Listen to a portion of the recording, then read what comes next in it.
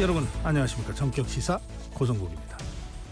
네, 지금 미국에선 대통령 선거 투표가 진행 중입니다. 누가 대통령이 될지 전 세계에 이목이 쏠리고 있습니다. 네, 서울시립대 송의달 초빙 교수와 함께 미 대선 전망부터 또 우리나라에 미칠 영향까지 전반적으로 짚어보겠습니다. 네, 그 전에 먼저 국민의힘 이철규 의원 만나보겠습니다. 내일 열릴 윤석열 대통령의 대국민 기자회견 등 전국 현안들에 대해서 말씀 듣겠습니다. 오늘 현역 의원 두 사람의 강대강 토론이 있습니다. 국민의힘 최형도 의원, 더불어민주당 백혜련 의원과 함께하겠습니다. 11월 6일 수요일 전격 시사 출발합니다.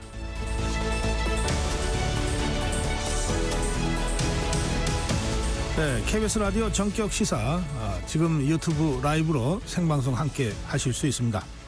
문자 참여해 주십시오. 짧은 문자 50원, 긴 문자 100원, 샵 9730입니다. 콩 어플 무료입니다. KBS 1라디오 채널 정치, 경제, 사회문화 각종 명품 콘텐츠가 여러분을 위해 준비되어 있습니다. 구독, 좋아요 그리고 좋은 댓글로 여러분 KBS 라디오와 함께 해주십시오.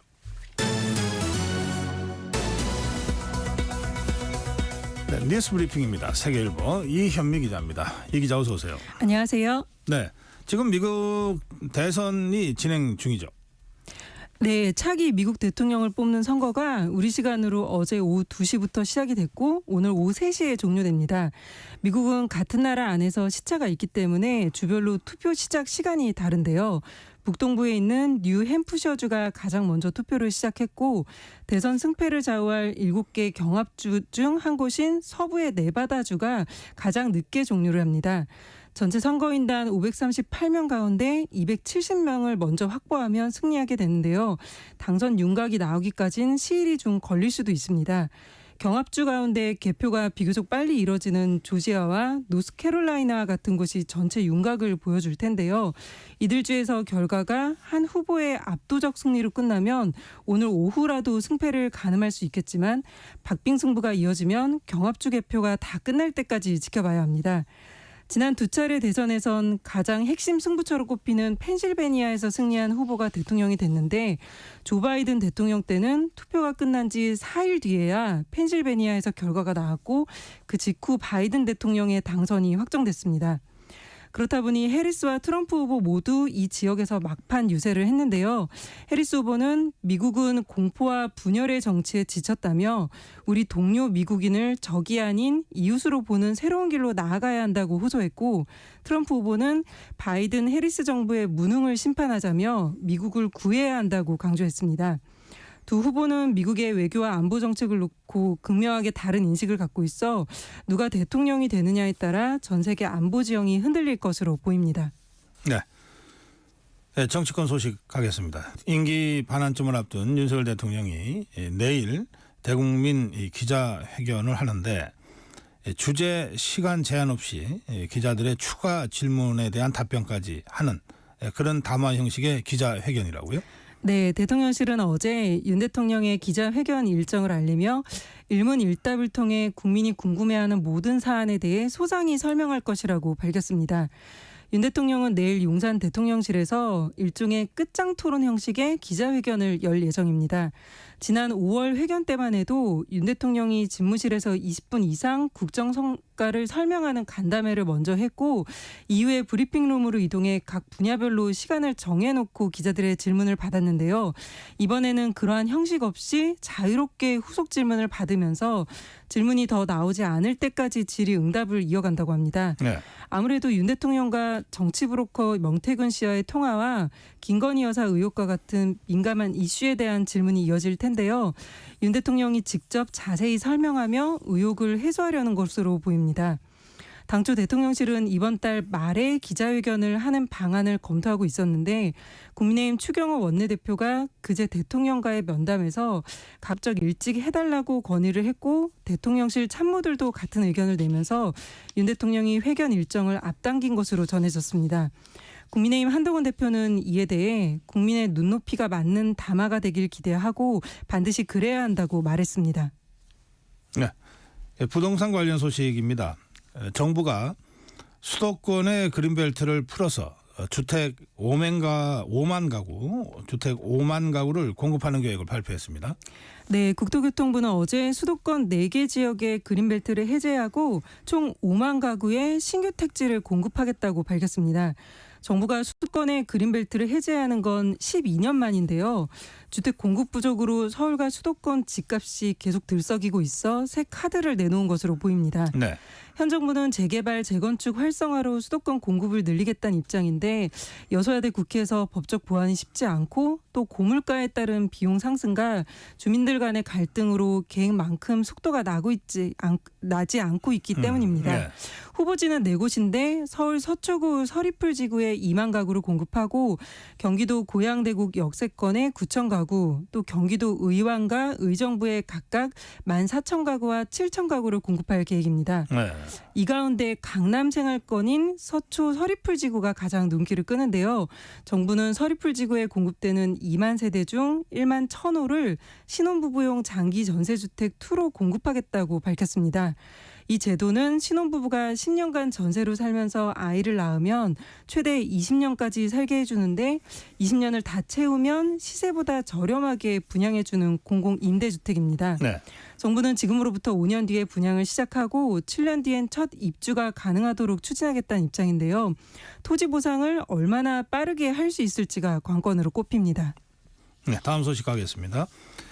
이제 열흘도 남지 않았습니다. 민주당 이재명 대표의 선거법 관련 1심 선고입니다. 이걸 생중계해야 한다. 국민의힘이 연일 그렇게 주장하고 있죠. 네, 이 대표의 공직선거법 위반 사건 1심 선고를 앞두고 해당 재판의 생중계 여부에 관심이 쏠리고 있습니다. 국민의힘 추경호 원내대표는 어제 이 대표가 그동안 무죄를 강하게 주장해온 만큼 생중계를 거부할 이유가 없다며 재판을 공개하는 게 지지자들에 대한 예의라고 말했습니다. 국민의힘은 지난 4일 법원에 탄원서까지 제출하며 생중계를 요구하고 있는데요. 민주당은 이에 맞선 당내 위원회를 출범시키며 사법 리스크 방어에 나섰습니다. 민주당 사법정의특별위원장을 맡은 전현희 의원은 어제 생중계에 반대한다며 정권 탄압의 피해자인 이 대표에 대한 생중계는 망신주기라 생각한다고 말했습니다. 2018년 박근혜 전 대통령뿐 아니라 이명박 전 대통령의 1심 선고는 공공의 이익을 이유로 재판부가 생중계 결정을 내렸는데요. 2017년 당시 이재용 삼성전자 부회장의 국정농단 사건 때는 공익보다 피고인들이 입게 될 손해가 더 크다며 재판부가 생중계를 허용하지 않았습니다. 네, 대한축구협회를 대상으로 문체부가 특정 감사를 진행해 왔는데 문체부가 정몽규 대한축구협회 회장에 대해서 중징계를 요구했군요. 네, 문체부는 어제 대한축구협회를 대상으로 한 최종 감사 결과를 발표하고 정몽규 회장과 김정배 상금부회장, 이임생 기술총괄 이사에 대해 자격정지 이상의 중징계를 요구했습니다. 축구협회 공정위원회 규정상 제명과 해임, 자격정지가 중징계에 해당하는데 이 중에서 협회가 선택하라는 것이었습니다. 그러면서 축구협회가 솜방망이 처분을 내릴 경우 모든 수단을 활용해 협회를 압박할 것이라고 밝혔습니다. 네. 정몽규 회장은 홍명보 감독 선임 문제뿐 아니라 징계를 받았던 축구인들에 대해 부적절하게 사명권을 남용했다는 지적을 받았고요. 홍명보 감독의 경우 선임 과정에 문제가 있었다면서 국가대표 전력강화위원회를 다시 가동해서라도 재선임 작업에 나서라고 요구했습니다. 세부적인 방식은 협회가 자율적으로 판단할 영역이라고 했는데 이를 놓고 홍명보 감독을 다시 뽑더라도 절차만 다시 밟으라는 의미가 아니냐는 해석도 나오고 있습니다. 대한축구협회는 문체부 감사 결과에 대한 입장을 현재 정리 중인 것으로 전해졌습니다. 네, 다음 소식입니다. 이 콩을 발효해서 된장, 간장을 만들어 먹어온 게 우리 민족인데요. 우리의 이 장문화가 유네스코 인류 유형 문화유산에 등재될 가능성이 높다는 소식이네요. 네, 유네스코 무형유산위원회 산하 평가기구가 한국의 장 담그기 문화에 등재 권고 판정을 내렸다고 어제 유네스코가 공개했습니다. 네. 평가기구는 등재 신청서를 제출한 유산을 심사한 뒤에 그 결과를 등재와 등재 보류, 등재 불가로 구분하는데요. 그간의 사례를 봤을 때 등재 권고 판정이 뒤집어진 경우는 거의 없었다고 합니다. 우리의 장단극이 문화가 등재될 것이 확실시된 상황인데 최종 등재 여부는 12월 초 파라과이에서 열리는 무형유산위원회에서 결정됩니다. 우리나라는 2001년 종묘 제례 및 종묘 제례학을 시작으로 2년 전에는 한국의 탈춤이 유네스코 무형유산에 등재되면서 지금까지 총 22건을 보유하고 있는데요. 이는 세계에서 5번째로 많은 숫자입니다. 2026년에는 한지 제작 관련 기술과 문화로 등재에 또 도전할 예정이라고 합니다. 그렇군요. 네, 오늘 여기까지 듣겠습니다. 뉴스 브리핑 세계일보 이현미 기자였습니다. 감사합니다. 네, 전격 시사 듣고 계신 지금 시각 7시 30분입니다. 네, 날씨 정보입니다. 어제보다 더 추운 아침입니다. 따뜻하게 초겨울 옷차림 해주셔야 되겠습니다. 서울 기온은 4도대로 출발해서 어제보다도 더 낮아져 있습니다. 대관령이 영하 3도, 파주 영하 2도, 춘천이나 제천도 영하 1도대인데요. 낮 기온도 어제보다 떨어지겠습니다. 서울, 세종 12도, 강릉, 광주 14도, 대구 15도에 그치겠고요. 오늘과 내일까지 전국 내륙 많은 지역으로 서리와 얼음도 관측되기도 하겠습니다. 이번 추위의 절정은 절기 입동이 내일 아침입니다. 서울이 내일은 2도까지 떨어지겠고 파주도 영하 3도로 예상되는데요. 금요일부터는 평년과 기온이 비슷하거나 높아지겠고요. 이번 주말 휴일 낮 동안에는 큰 추위 없이 아주 온화해지겠습니다. 내일까지 대기질 깨끗하겠고요. 하늘도 맑겠고 가시거리가 더 없이 좋겠습니다. 다만 아침까지 전남 서해안 제주에 비나 빗방울이 조금 예상되고 높은 산지로는 눈이 날린 뒤 맑아지겠습니다. 강한 바람과 높은 물결 주의가 필요한데요. 대부분 바다에 풍랑특보, 전남 해안과 제주, 서해 5도나 울릉도 독도에는 강풍주의보 발효 중입니다. 현재 서울 기온은 5.1도입니다. 날씨 정보 최영우였습니다. 계속해서 이 시각 교통 상황 KBS 교통정보센터의 이현 씨가 정리해 드립니다. 네, 히터를 틀고 운전하는 분들 계실 텐데요. 졸음운전 조심하셔야겠습니다. 영동고속도로 강릉 쪽으로 군자 요금소 부근 3차로에는 화물차가 고장으로 서 있습니다. 뒤쪽 정체가 심해지고 있습니다. 더 가서는 안산에서 안산분기점, 군포에서 부곡 쪽으로 막히고 있습니다. 신갈 분기점 부근에서 주춤하는 모습이고요. 용인에서 양지터널 쪽으로 천천히 가고 있습니다. 경부고속도로 서울 쪽으로는 북천안 부근에서 막힙니다. 기흥 부근에서 죽전 휴게소 쪽으로 더디게 지나고 있고요. 금토 분기점에서 반포 쪽으로 답답합니다. 서울은 노들길 한강대교 쪽인데요. 성산대교를 지나서 포장공사를 하고 있고요. 정체 이어집니다. 올림픽대로 하남 방향 행주에서 염창나들목, 여의도 구간 지나기 어렵습니다. KBS 교통정보센터였습니다.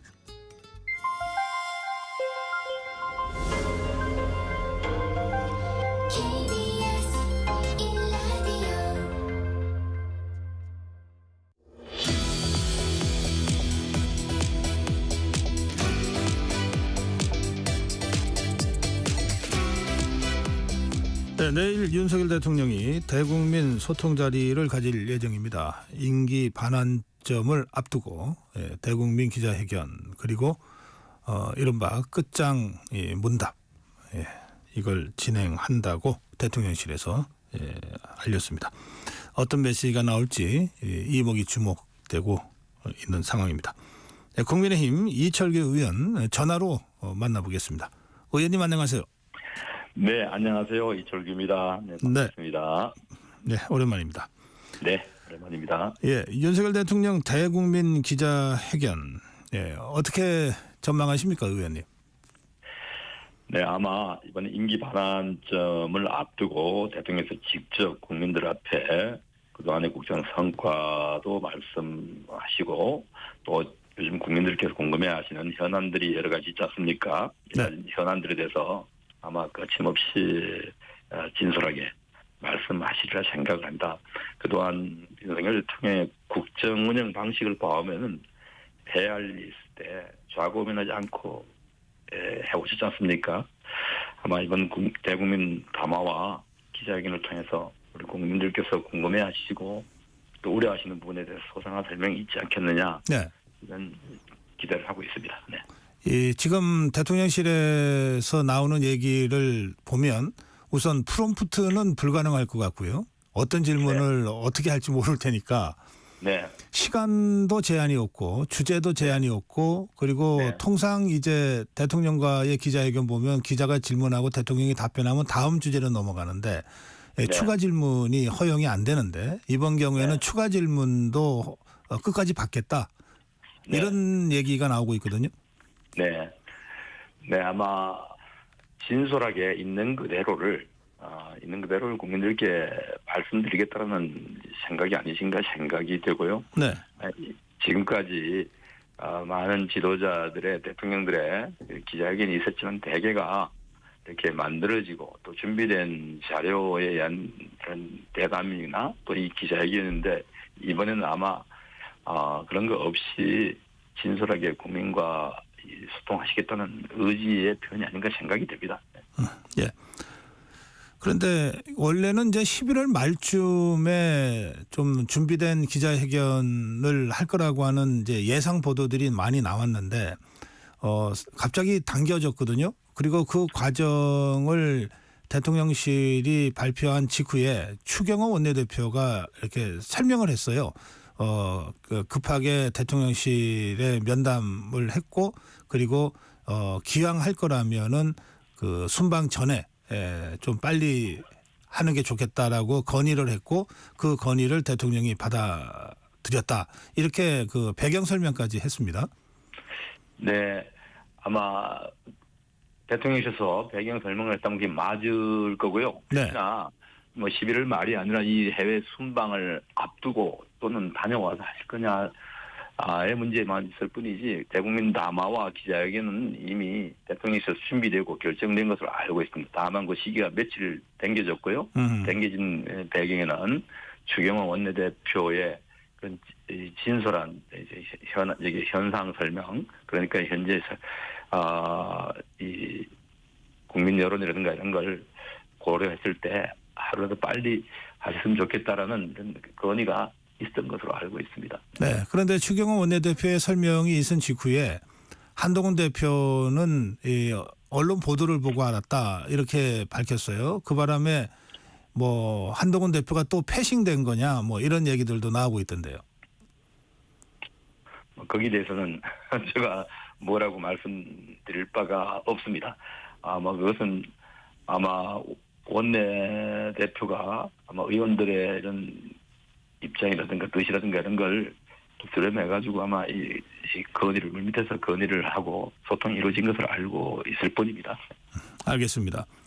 그런데 이 대통령실의 이런 전격적인 그 7일 기자회견 발표가 있기 직전에 한동훈 대표가 공개적으로 5가지 요구를 내놨습니다. 지난 4일 월요일 최고위원 회의에서요. 네. 거기 보면 네. 대통령의 사과 그리고 대통령실 개편, 내각 개편 그리고 김건희 여사의 전면 활동 중단 그리고 특별감찰관 임명 이 5가지인데 어떻게 들으셨습니까? 우리 시청자들께, 청취자들께 드리고 싶은 말씀이 있는데요. 네. 바둑을 배울 때가 생각이 납니다. 네. 바둑을 줄 때 아생연우살타라는 이야기를 수업이 들었거든요. 우선 진지를 구축하고 난 다음에 상대를 공격하라는 뜻인데요. 네. 지금 우리 당이 여러 가지로 어려움에 처해 있는데 그런 것들은 물밑 대화를 통해서 충분히 의견을 전달할 수 있는 것이고요. 오히려 공개적으로 그런 요구를 함으로써 이런 대국민 담화 또 그런 조치들이 있지 않습니까? 쇄신이든 또 무슨 여러 가지 여사에 대한 이런 이 대통령실의 결단이든 이런 것들이 퇴색되게 됩니다. 의미가 반감되게 됩니다. 스스로 하는 것과 등 떠밀려 하는 것이 같을 수는 없잖아요. 네. 그런데 저는 생각이 좀 다릅니다. 다른데 왜 그런 이 공개 요구를 하게 됐는지 거기에 대해서는 제가 평가하지 않겠습니다. 네. 예. 이 대통령실 개편과 내각 개편은 사실은 대통령 인사권과 관련된 것이라서 네, 그렇습니다. 야당에서 요구할 때도 여당에서는 대통령 인사권에 대한 침해다 이렇게 반발을 하곤 하는 문제인데 네. 이거를 여당 대표가 공개적으로 얘기한 부분에 대해서는 뭐 여권 내에서도 좀 이런저런 논란이 있는 것 같습니다. 네, 지금은 이 갈등하고 분열하는 모습을 보일 때가 아닙니다. 이 쇄신은 늘 어떤 이런 정책 국면을 돌파하기 위해서 하는 정치공학적 쇄신은 결과가 그리 좋지 못합니다. 늘 쇄신 조직이 쇄신하고 또 국정도 마찬가지입니다. 때에 따라서는 쇄신도 하고 하겠지만 그런 것들이 밑에서 조율되고 또 그다음에 일을 잘하기 위한 쇄신이 돼야지 이 정치적 대결 또 그다음에 힘겨루기의 모습으로 이루어져서는 큰 도움이 되지 않을 것이다라는 생각을 갖고 있습니다. 네. 예, 그런가 하면 한동훈 대표가 지난번에 대통령과 면담을 하면서 3가지 요구를 했다고 이제 알려졌는데요. 그 요구 중에는 김건희 여사의 대외 활동 자제 또는 대외 활동 중단이 있었거든요. 그런데 엊그저께 월요일 날 요구에서는 대외 활동이 아니라 그냥 전면 중단이라고 돼 있습니다. 그래서 그동안 이 문제 관련해서는 그러면 이 국익적 차원에서 그 수행할 수밖에 없는 정상 외교 순방이라든지 또는 국빈 그 방문 때의 그 호스트 역할 같은 것도 하지 말라는 거냐. 이제 이런저런 논란들이 있었는데 어제 저희 방송에 신지호 전략기획부총장이 나와서 이 부분 관련해서 이렇게 얘기를 했어요. 김건희 여사 당장 다음 주에 대통령 순방이 있는데 그때 김건희 여사가 대통령과 함께 순방하는지 안 하는지가 리트머스 시험지가 될 것이다. 이런 취지의 발언을 했습니다. 어떻게 보십니까? 우선 우리 여당의 핵심 당직을 맡고 계신 분이 이런 무절제한 발언을 하신 것은 바람직하지 않다. 대변인도 아니시고요. 네. 우리 곧 있을 정상 외교에 대해서 이걸 정치 쟁점화 해가지고 정쟁으로 몰아가는 건 바람직하지 않습니다. 이 여사의 동행 여부는 오로지 우리 이번 외교 방문의 격이라든가 또 여러 가지 또 이 현지에서 이루어지는 일정 등 외교 일정을 선뜻 고려해서 결정할 문제지 이것이 마치 변화의 척도가 된다. 이것은 이 일을 제대로 풀고 잘해보자는 게 아니라 이거는 한 사람을 놓고 그냥 마구잡이로 공격하는 것 이상도 이하도 아니다 이런 생각을 합니다. 여사에 대한 여러 가지 국민적 의혹, 문제 제기 등이 일부는 이 국민들께서 당연히 요구하고 또 알고 싶어 하시는 부분도 있지만은 대다수가 괴담 내지는 과장된 왜곡된 이런 유튜브라든가 또 정치인들의 마구잡이 발언으로 인해서 발생된 부분도 상당히 많습니다. 이런 것들을 다 사실로 전제하고 이 대통령의 배우자, 영부인으로서 당연히 수행해야 할 일까지도 막는다면은 이것은 대통령의 외교 일정을 방해하는 것과 뭐가 다르겠습니까? 그래서 그 문제는 대통령실이 잘 판단해서 결정할 문제지 이걸 당직자가 동행해라 말아라 이렇게 요구할 사안은 아니라고 생각합니다. 네. 그러면 의원님 생각에는 그 김건희 여사의 활동과 관련해서 적어도 외교나 의전 또는 이런 부분은 계속 활동을 해야 된다 이런 생각이신가요? 개인적으로는 그렇습니다. 저는 개인적으로 예를 들어서 공적 사적 영역이 있는데요. 공적으로 당연히 해야 될 책무가 있습니다. 대통령의 배우자로서 당연히 국민들이 기대하는 활동에 이 영역이 있을 것이고요. 또 국제 관리로 볼 때, 또 외교적으로 볼 때 당연히 참가해야 할 이러한 일들을 국내 정책 문제 때문에 만약에 빠지고 또는 제한된다면은 나라의 격이 뭐가 되겠습니까? 네, 그런 부분들을 좀 심도 있게 고려해서 국민들께서 잘 판단해 주시리라 생각합니다. 이러이러한 부분은 당연히 활동을 해야 되고 이러이러한 부분은 좀 자제했으면 좋겠다라는 선들이 있지 않겠습니까? 저는 국민들의 뜻을 따르는 게 맞지 몇몇 사람의 정치인들의 이해관계에 따라 가지고 이 활동을 해라 또는 하지 말아라 하는 것은 바람직하지 않다고 생각합니다. 과거에 지난 정부에 김정숙 이 대통령 문재인 대통령 부인께서 대통령 전용기를 타고 타지마할을 방문했습니다. 이 외에도 대기업 재벌 총수들을 청와대 관저로 불러서 이 사실상 정치 행위를 했지 않습니까? 이런 문제들을 비춰볼 때 지금 현재 이 김건희 여사의 이런 활동은 사실 밖으로 미주알 고주알 누군가가 흘러내서 그렇지 통상 대한민국의 이런 이 소위 말하면 공인의 가족들이 해오던 것을 특별히 넘어섰다 보기 어렵습니다. 좀 미숙한 부분이 있었죠. 예를 들어서 최재형 같은 거 사실 단호하게 끊어서 만나지 말으셔야 되는데 그런 부분을 이 공과 사회 영역이 변환되는 과정에서 세밀하게 관리되지 못한 부분은 아쉽지만은 대다수는 선거 과정에 남편을 돕기 위해서 하셨던 말씀들을 녹음해가지고 지금 이렇게 문제를 잡는 것은 어느 누구도 피해가지 못할 것입니다. 예. 그 의원님도 이제 정치인이시고 여러 번 선거를 나오셨잖아요. 네. 지금 의원님 말씀이 선거로까지 가서 제가 질문 드리겠는데요. 네. 지금 이제 명태균 씨의 녹취록 공개 부분과 관련해서 네.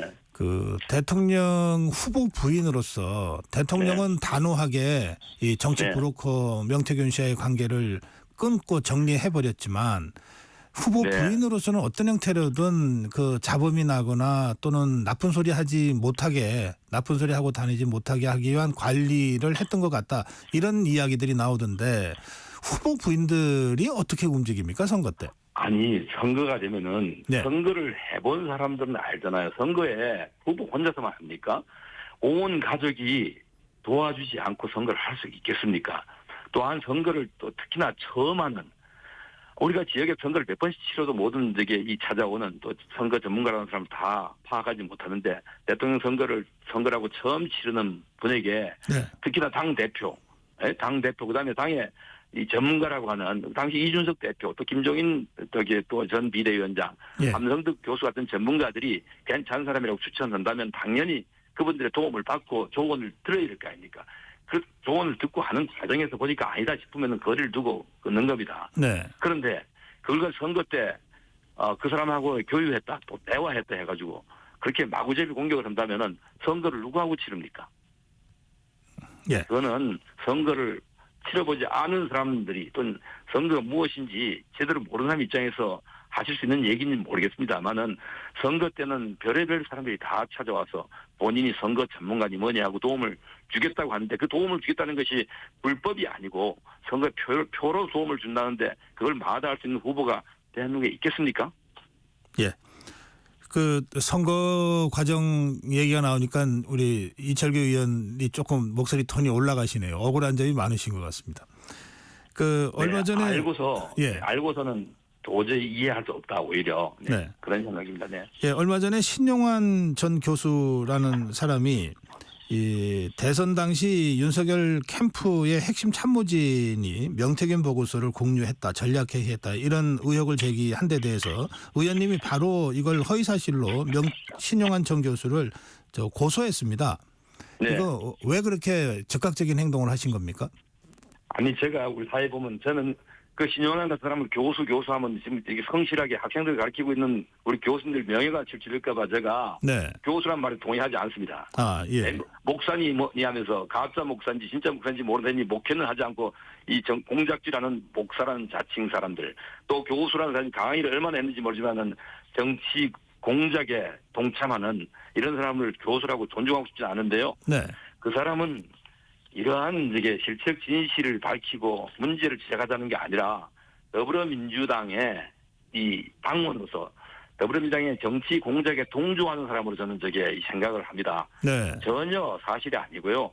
그자가 하는 말은 우리 상황과 맞지도 않습니다.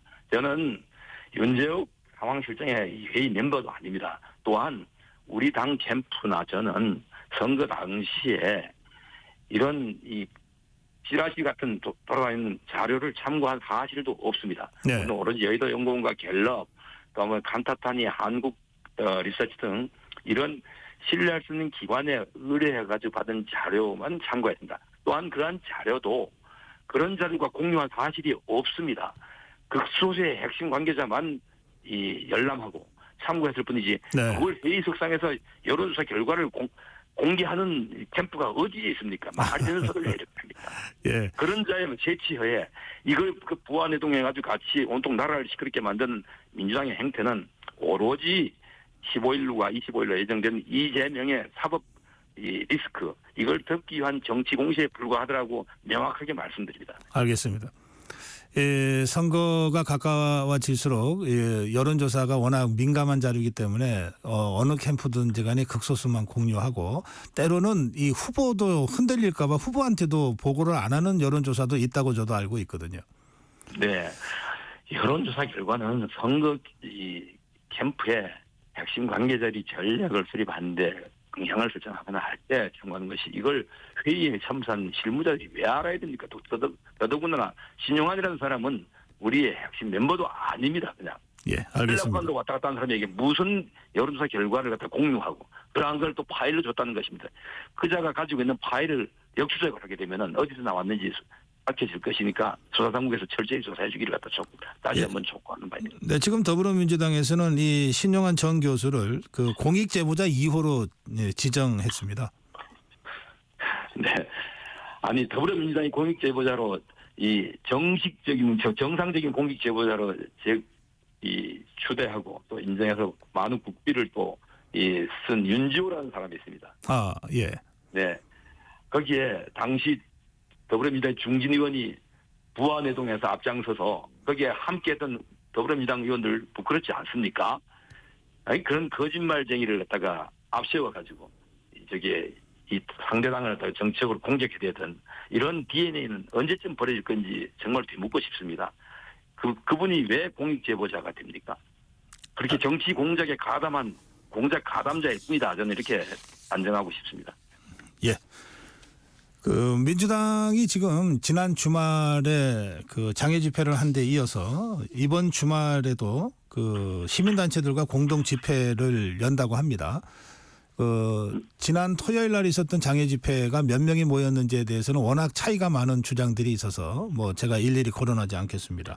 그런데 이 더불어민주당이 이번 주말에도 시민단체들과 함께 그 집회를 한다 그러면서 그 시민단체 측에다가 탄핵이라는 단어는 공식적으로는 쓰지 말아달라 당부를 했다 그러는데 지금 더불어민주당의 이런 그 행태를 의원님은 어떻게 보시는지요? 저는 더불어민주당의 목표는 오로지 정상적인 이런 국정 운영, 나라 국가 경영이 이루어진다면은 네. 이재명의 이런 이 미래가 불투명해지고 기회가 없을 거 아닙니까? 이제 사법 리스크를 덮고 그들이 권력을 쟁취하기 위해서는 지금 어떻게든 이 정부를 무너뜨리고 대통령의 국민이 직접 뽑은 대통령을 임기 단축의 형태로 내려오게 하는 거 외밖에는 무슨 방법이 있겠습니까? 사실상 민중혁명을 선동하는 거나 마찬가지 아닙니까? 그게 네. 대통령을 끌어내리자 또 개헌을 해서 임기를 단축시키자 이게 동전의 앞뒷면과 무엇이 다릅니까? 이게 과연 진정 21세기 대한민국의 이 정치 현실로 이걸 인정을 해야 됩니까? 대통령에 대한 이 평가는 이 임기가 끝날 때쯤 가면 역사적 평가를 받습니다. 또한 재임 중에 잘잘못이 있었다면은 이 임기가 끝나고 난 다음에도 그 사법적 책임을 면치 못합니다. 지금까지 역사가 그대 왔지 않습니까? 어찌 소수의 이런 이 세력들과 결탁해서 나라를 혼란에 빠뜨리고 또 국민들을 선동해가지고 헌법에 의해서 선출된 대통령을 중간에 탄핵을 시키니 또한 임기를 단축시키니 이런 발언을 어떻게 스스럼 없이 할 수 있습니까? 그들도 최소한 양심이 있는지 부끄러운지 탄핵이란 말을 쓰지 말자. 이건 국민을 속이는 일입니다. 네. 의원님 마지막 질문이 되겠습니다. 지금 이재명 대표의 공직선거법 위반 사건 15일 1심 선고가 있습니다. 25일에는 위증교사 1심 선고가 있는데 우선 15일 있을 공직선거법 위반 사건 관련해서 이 재판을 공개하자고 국민의힘에서 요청하고 있고 네. 더불어민주당 쪽에서는 망신주기다 이러면서 반대 입장을 갖고 있는데 어떻게 보시는지요? 거기도 또 내로남불입니까?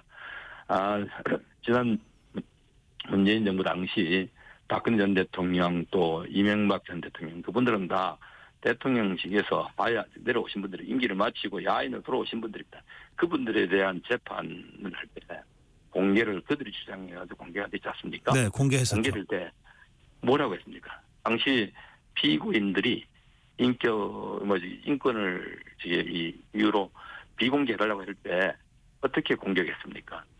저는 퇴임한 전직 대통령보다 이재명 우리 더불어민주당 거대 이 야당의 당 대표가 훨씬 더 국민들의 관심사가 높고요. 네. 또 영향력이 큰 사람입니다. 알겠습니다. 저는 당연히 국민들에게 알 권리 보장 차원에서 공개돼야 되고요. 예. 또한 억울하다고 하지 않습니까? 네. 본인들이 억울하게 정치적 기소가 됐다고 하니까 그 판결의 모습을 판결문을 국민들이 다 알겠습니다. 적어서 볼 때 억울함도 해소될 거 아닙니까? 알겠습니다. 네, 예, 당연히 의원님 공개된다고 생각합니다. 네. 오늘 여기까지 듣겠습니다. 고맙습니다.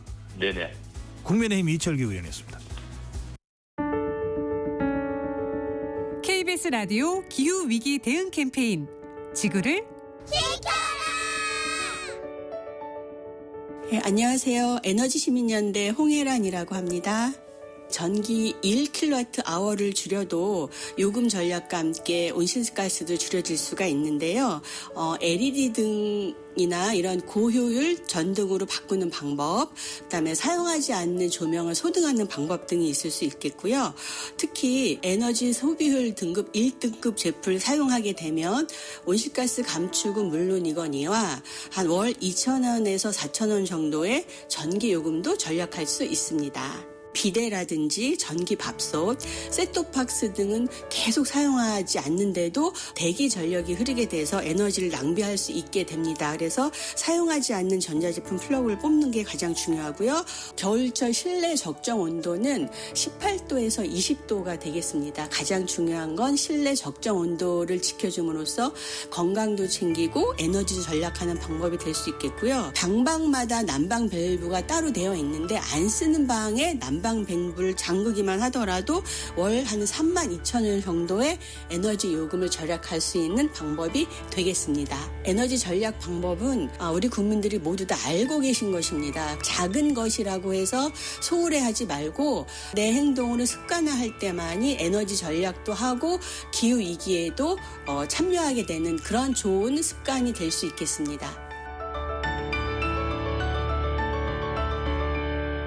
뜨거워지고 있는 지구. 지금 우리의 문제입니다. KBS 라디오 기후위기 대응 캠페인 지구를 지켜라 였습니다.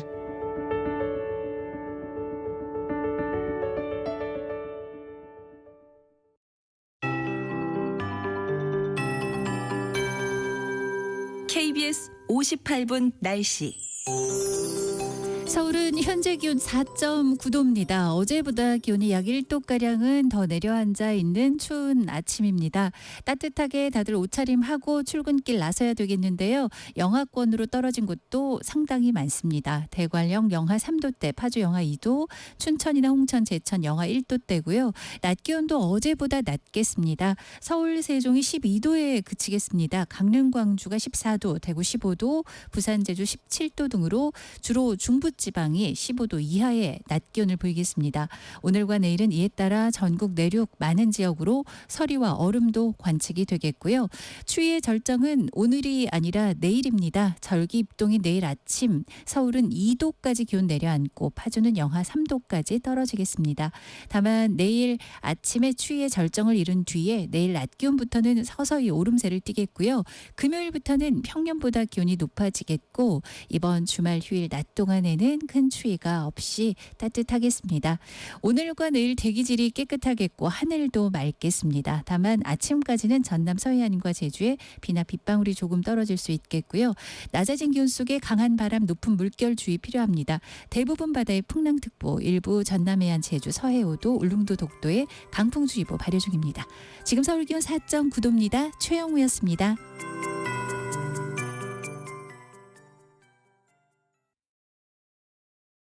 정성을 다하는 국민의 방송 KBS가 8시를 알려드립니다. AM 711kHz, FM 97.3MHz, KBS 1라디오입니다. HLKA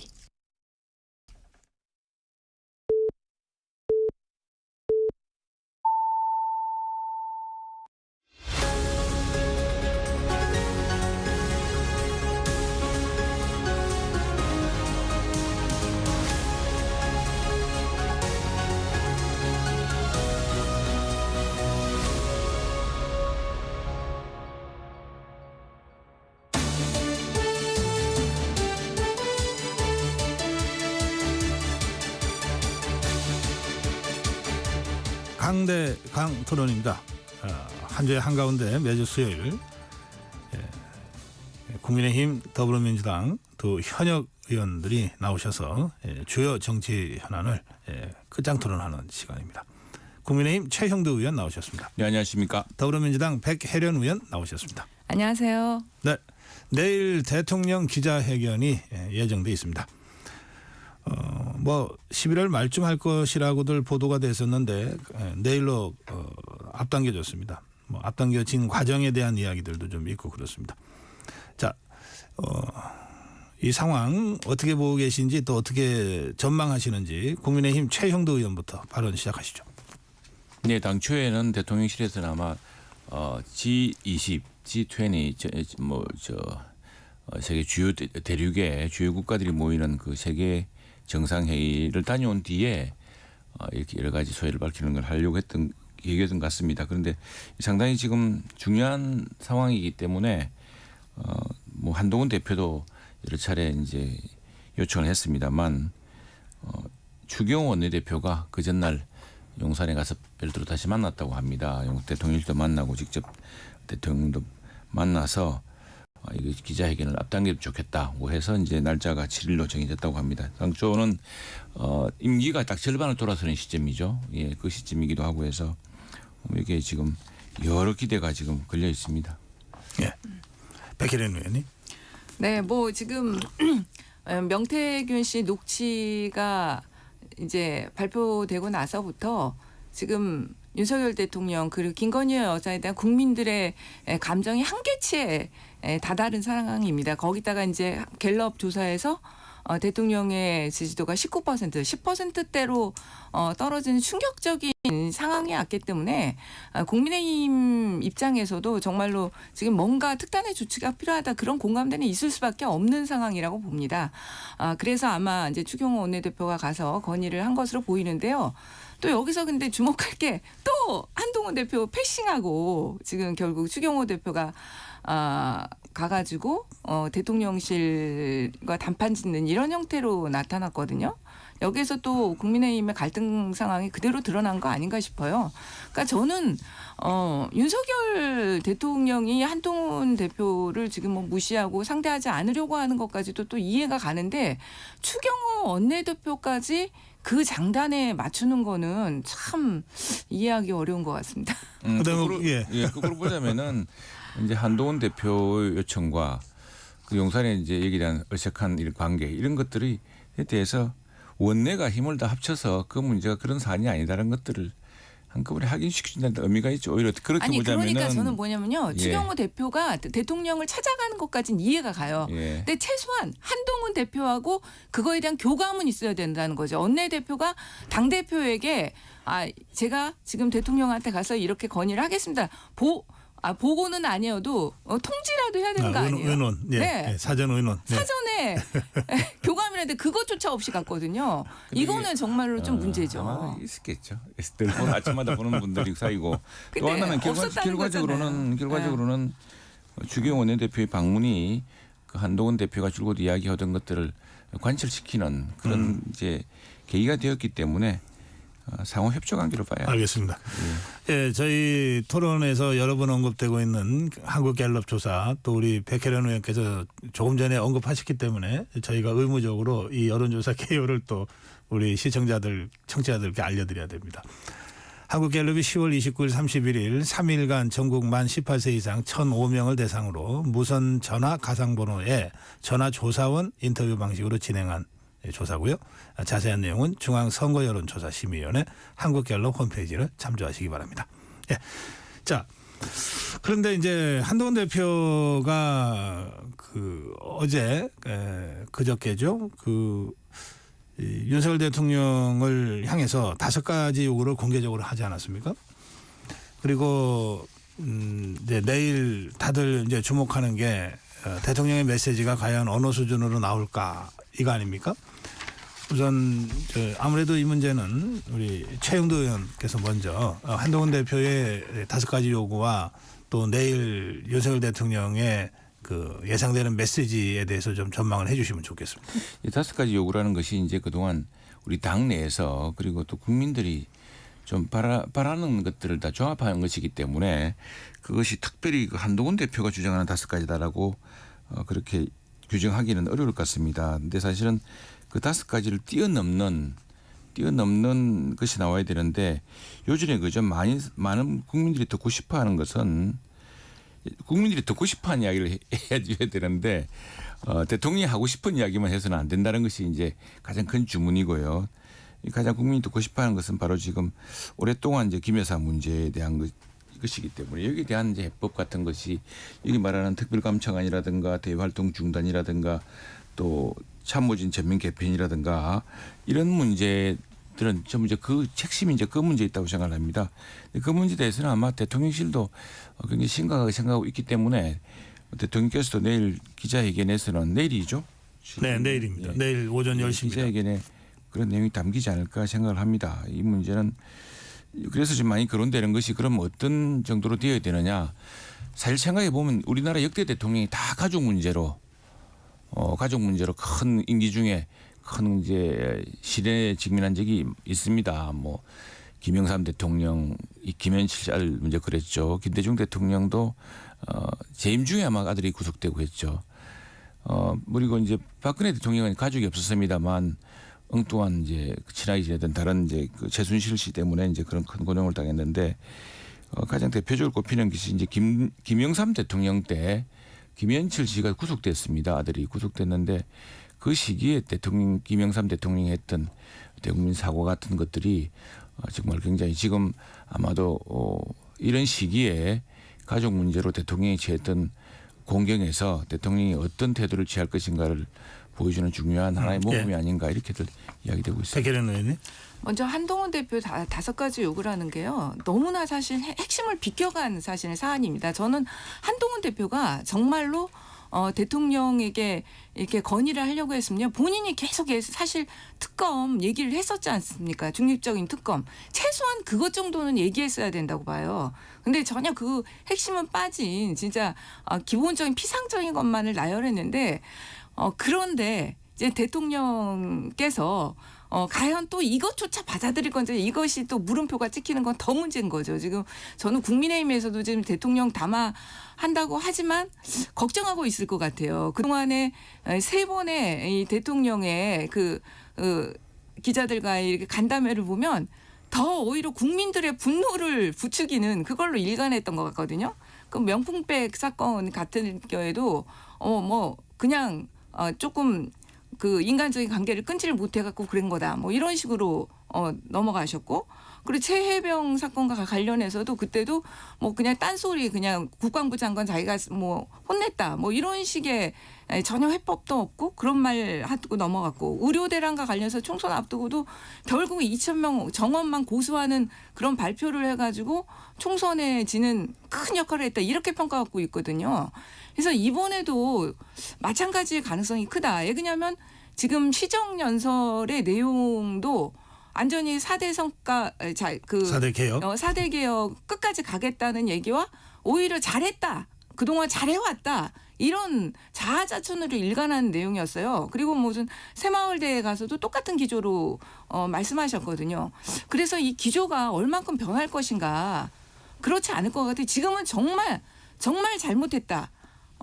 반성하고 그리고 김건희 여사에게 특단의 조치를 취하겠다. 특검 받겠다 이렇게 나와야 되거든. 그렇지 않고는 지금 국민들을 설득할 방법이 없습니다. 그러니까 역대 이제 최영두 의원님께서 역대 대통령들의 가족 간의 그런 사건들에 대해서 말씀해 주셨는데 어떤 대통령도 가족 간에 대한 그 수사 의혹이 제기됐을 때 수사를 막은 적이 없어요. 그런데 지금 윤석열 대통령은 계속해서 특검에 대해서 직접적으로 거부권까지 행사하면서 이렇게 막고 있는 상황이거든요. 근데 이제 명태균이라는 이제 큰 게이트까지 생긴 상황입니다. 근데 그거에 대해서 정말 그러면 모든 것을 까놓고 수사해라! 이렇게 나와야지 국민들을 설득할 수 있지 그렇지 않고는 설득할 수 없다고 보입니다. 네, 지금 백혜련 의원은 한동훈 대표의 5가지 요구도 핵심이 빠진 거다. 특검을 요구해야지 무슨 변증만 올리냐 이런 취지로, 그리고 따라서 당연히 내일 윤석열 대통령의 기자회견에도 그 진짜 핵심은 빠진 그런 회견이 될 것이다 이렇게 이제 예측하셨는데 최영도 의원님. 이게 이제 특별검사라는 것은 원래 수사가 끝난 뒤에 여야가 합의로 국민적 의혹이 풀리지 않았기 때문에 하는 경우에 특검이 되는 겁니다. 만일 야당의 주장대로 야당의 방식으로 특별검사를 한다면 앞으로 이제 우리 대한민국의 검찰이나 수사기관은 아마 필요 없을 겁니다. 그냥 무조건 처음부터 특별검사를 하게 될 것이고 이건 지금 이 문제를 모면하기 위해서 우리가 특별검사 이 방식에 대해서 반대하는 것이 아니라 만일 이게 전례가 된다면은 앞으로 모든 사건은 특별검사로 해야 될 겁니다. 그건 우리 수사기관을 형용화시키는 것이고 검찰 기능 자체를 이제 무력화시키는 것인데 지금 이 여러 사안들이 걸려 있지 않습니까? 지금 현재 문제되고 있는 사안들도 재판 중에 있고 합니다. 그렇기 때문에 하나 해결될 방안이 있을 것이고요. 또 특별검사를 그 추천하는 방식도 특별검사라는 것은 자 야당이 못 믿겠다. 그다음에 여당도 그렇다면 더 공정한 사람이 필요하다라고 이렇게 해서 합의로 이루어지는 것인데 야당안 빼고 야당만으로 만들어진 특별검사로 한다면 이 수사가 어디로 갈지 그 수사의 본령은 수사는 진실이 가는 것이 아니라 정치적 논란 확대로만 간다고 한다면 특별검사가 국민의 의혹을 해소하기는커녕 국민의 분열을 가속화시키는 이런 요인이 있기 때문에 다만 이제 내일 기자회견에서는 그동안의 의구심 사실 하나하나 따지고 보면은 그게 왜 이런 문제로 이렇게 이런 정도로 정말 호미로 막을 일을 가래로 막지도 못할 만큼 이렇게 사태를 키웠다는 것이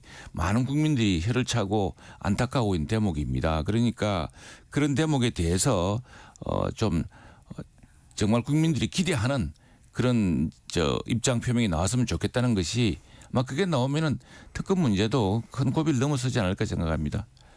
지금 뭐 특검을 할 수밖에 없는 이유가요. 벌써 진짜 국민들께서 분노하시고 엄청난 의혹을 가지고 있던 사건들이 검찰에 의해서 무혐의가 됐습니다. 먼저 명품백 사건 지금 다 무혐의 됐잖아요. 결국은 이 공직자의 부인은 그런 명품백 받아도 아무 상관도 없다 이렇게 되는 상황이에요. 그리고 그 도이치모터스 주가 조작 사건은 정말 더 이해하기 어려운 상황입니다. 가장 많은 그 통장에서 가장 많은 거래가 이어졌고 진짜 뭐 8초인가 9초 후에 바로 매도 신호 내니까 바로 했는데 그거는 나의 자발적인 그냥 우연의 일치다 이런 변명으로 했는데 다 무혐의 됐어요 이미. 그러니까 지금 이제는 검찰에서는 더 이상 수사를 믿을 수가 없는 상황입니다. 그래서 특검을 할 수밖에 없는 상황이고요. 최혜병 사건도 마찬가지죠. 최혜병 사건도 이게 순리대로만 됐으면 정말 아무 문제도 없는 사건이거든요. 근데 오히려 그 관련자들이 그때 승진하고 뭐 다 그대로 있는 상황으로 된 사건들이잖아요. 그러니까 지금 특검밖에 할 수밖에 없는 사건이고 그 특검에 그 국민의힘이나 이런 데서 주장하는 독소조항이라고 하는 것들은 그럴 수밖에 없는 상황이지만 진짜 한동훈 대표가 옛날에 주장했던 중립적인 특검까지도 우리는 받을 용의가 있다고 말씀드렸어요. 근데 그런데 전혀 어떤 액션도 없는 상황 아닙니까? 네, 지금 백혜련 의원 말씀하신 그 대목이요. 그러니까 더불어민주당이 어제 공개적으로 박찬대 원내대표였던가요? 그 독소조항 이른바 독소조항이라고 하는 부분까지 그럼 우리가 다 열어놓고 논의하자. 14일 날 세 번째 그 김건희 여사 특검법 우리가 그 처리할 텐데 그 전에라도 얼마든지 시간은 있지 않냐라고 제안했거든요. 예. 이게 정치 공세인데 왜 그러냐니까. 왜 정치 공세다? 예, 왜 그러냐니까 지금 잠시 말씀 들어보고. 이른바 주가 조작 도이치모터스라는 사건은 대통령과 결혼도 하기 전에 벌써 많은 사건이 공소시효가 다 끝난 사건입니다. 그리고 이 사건은 지난 문재인 정부 당시에 윤석열 검찰총장이 이제 당시 정부와 불편한 관계에 들어서기 시작하면서 추미애 법무부 장관 앞서 또 법무부 장관 해가지고 정말 탈탈 털었던 사건입니다. 그 사건에서 1심에서 이제 무죄가 나왔던 사건이고요. 이게 이제 전주 문제가 어떻게 될 것인가를 가지고 재판 중에 있기 때문에 그건 재판으로 판가름 날 거라고 봅니다. 그리고 지금 알고 있는 것과 달리 그것이 무슨 엄청난 투자 수익을 얻은 것이냐면 그 당시 재판부 판결을 보면은 투자 수익이 아니라 그건 거래 내역이다. 거래 과정에 있었던 것이라고 이야기가 있기 때문에 그 부분은 어느 정도 진실이 다 드러났고요. 마지막 판결 그 전주의 책임이 어디까지냐에 대한 문제로 지금 마지막 결정이 남아 있고 이제 오로지 하나는 지금 무슨 백입니까? 무슨 백 그 디오르 백 이번에 지금 KBS 사장도 문제되는데 아니 뭐 자꾸 지금 어느 특정 회사 선전서지로 꼴이 되었습니다. 디오르 백인가요? 디올 백입니까? 디올 파우치입니까? 뭐 그런 것에 대한 건데 그게 이제 사실은 권익위에서 그걸 어떻게 볼 것이냐 이제 그 문제에 대해서 논란이 많았죠. 그런데 그것도 독립적인 검찰수사심의위원회에서 기소 대상이 아니라고 하면 나왔습니다. 근데 참 곤혹스러운 건 사실입니다. 우리가 더 곤혹스럽게 생각하는 것은 어떻게 그런 사람이 대통령 부인에게 접근해서 그런 몰카를 찍고서 그렇게 막 그 함정에 몰아넣도록까지 대통령실이 대책이 없었느냐라는 게 더 화가 나는 대목이죠. 예. 그런데 또 하나 이제 최혜병 사건만 하더라도 그건 그렇습니다. 그 사건에 대해서는 이미 경북경찰청에서 수사가 나왔습니다. 그리고 책임자 범위도 나왔는데 지금 공수처가 저는 이 공수처가 민주당 주도로 만든 수사기관이지 않습니까? 공수처가 수사를 하지 않고 있어요. 이 빨리 마무리를 해야 되는데 그렇게 마무리를 해서 이제 넘어갈 문제지. 아니 수사는 하지 않고 수사를 하지 않는 책임이 마치 우리 당에 있는 것처럼 몰아붙이고 그걸 가지고 특검을 하면 또 무슨 새롭게 뭐 해결이 됩니까? 이게 왜 공수처는 빨리 결론을 안 냅니까? 자, 그런데 그 지금 독소조항까지도 열어놓고 협상하자고 하는 그 민주당의 제안에 대해서는 어떻게 생각하시냐고요? 그 문제가 그러니까 제가 지금 쭉 말씀드린 것 아닙니까?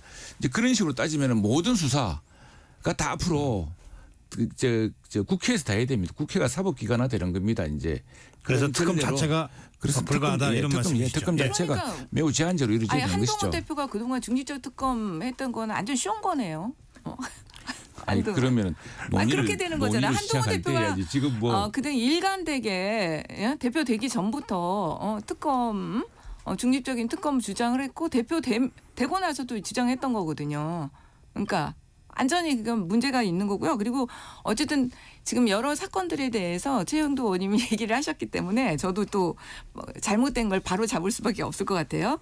도이치모터스 주가 조작 사건은 공소시효 지나지 않았습니다. 도이치모터스 주가 조작 사건 1차 주가 조작과 2차 주가 조작이 있어요. 근데 1차 주가 조작에서 일부 공소시효가 지났고 2차 주가 조작 시간에 조작 사건에선 공소시효가 지나지 않았기 때문에 그동안 수사가 된 거고 지금 그 전주에 대한 사건도 결국 2심에서 그래서 유죄가 선고됐잖아요. 방조 혐의죠. 그것도 방조. 그러니까요. 유죄가 선고된 거죠. 아니고, 예. 김건희 여사는 그 전주보다도 더 많은 거래가 있었던 상황입니다. 그렇기 때문에 많은 국민들이 그렇기 때문에 이 사건에 대해서 수사가 필요하다고 보는 거고요. 그다음에 그 명품백 사건 같은 경우도 결국 권익위의 그런 강압적인 판단 때문에 그 권익위 간부의 사망 사건까지 일어난 상황이에요. 그리고 또 최혜병 사건 같은 경우도 공수처가 안 한다는데 공수처 좀 수사 좀 하게 해줬으면 좋겠어요. 공수처 검사 4명 충원하는 거 대통령이 마지막까지 안 해줘가지고 겨우겨우 연장된 상황입니다. 지금 알겠습니다. 아니 공수처 제가 지난번에 결산을 해보니까 공수처에 여러 가지 수사 비용이 남아 있어요. 그 왜 안 쓰느냐 내주차는 물었습니다. 그리고 지금 공수처가 모든 걸 다 결론을 내려야 될 단계입니다. 우리 지금 이 도이치모터스 사건도 그렇고 지난번에 이 사건도 그렇고 검찰이나 공수처가 결론을 안 내립니다. 눈치 보느라고. 그래서 저는 이것이 정말 우리 정치를 더 분열시키고 있는 것이기 때문에 사법기관들 특히 수사기관들이 좀 할 역할을 다 했으면 좋겠습니다. 예, 오늘 다뤄야 될 주제가 그밖에 더 있어서 이 문제는 여기 이 정도에서 제가 마무리하고요. 아까 그 대통령 역대 대통령들이 의혹이 있을 때 수사하라 그랬지 수사를 막은 적은 없다 그러셨는데 지금 명태균 씨 수사 관련해서 짧게 그냥 우리 검사 출신이시니까 오늘 보도에 따르면은 창원지검이 명태균 씨 수사를 하고 있는데 그동안 이게 수사하는 거냐 마는 거냐라고 하는 질타가 있었고 그 지금 검사가 4명이 추가로 보강이 됐고 차장검사가 팀장이 되는 식으로 해서 일종의 특별수사본부 수준으로 확장됐다. 뭐 그러니까 검사 11명이다 이런 보도가 있었어요. 네. 실제로 이제 검사 출신이시라서 제가 잠깐 여쭤보는 거예요. 이게 어느 정도 수사입니까? 그러니까 검사 숫자로는 많이 늘은 건데요. 네. 지금 검찰에서 그럼에도 불구하고 이 의미를 굳이 축소시키고 있다고 봐요. 그러니까 진짜로 열심히 하겠다 그런 상징성을 띠려면 뭐 특수본이라든지 뭔가 명칭을 딱 내리면서 하는 게 필요하거든요. 그런데 그거에 대해서는 지금 항고하고 있는 겁니다. 지금 그리고 이 수사가 진짜 검찰에서 그동안 뭉갰다고 볼 수밖에 없는 게 11개월이나 지금 이미 성간이 고발 사건은 그래도 중요성이 있는 사건이에요. 성간이에서 고발할 때는 어느 정도 혐의가 입증됐을 때 고발하는 겁니다. 그러니까 바로 사실은 수사에 착수해야 되는 거거든요. 근데 검사 한 명도 없는 수사과에 그냥 처바가 났다가 한마디로 이 언론에서 이제 이게 그 나오면서 문제가 되니까 이제야 수사 시작한 거거든요. 그리고 압수수색이나 이런 것도 결국은 너무 늦어서 가장 지금 핵심이라고 보는 명태균 씨의 핸드폰을 지금 확보 못 하고 있는 상황이잖아요. 그런 점에서 뒤늦은 뒤늦은 처방이고. 수사고 그리고 진짜 이 검찰의 명운이 걸려 있다 이렇게 본다고 한다면 지금 특수본이든 모든 명칭을 딱 부여하고 완전 띄우면서 해야죠. 근데 지금도 알겠습니다. 제가 볼 땐 부족한 것 같아요. 예, 하실 말씀 있으세요? 예, 이건 뭐 사실 다 증거물이 다 제출되어 있습니다. 뭐 강혜경 씨인가 이분이 3천 건의 녹취 파일이 있다 그랬습니까?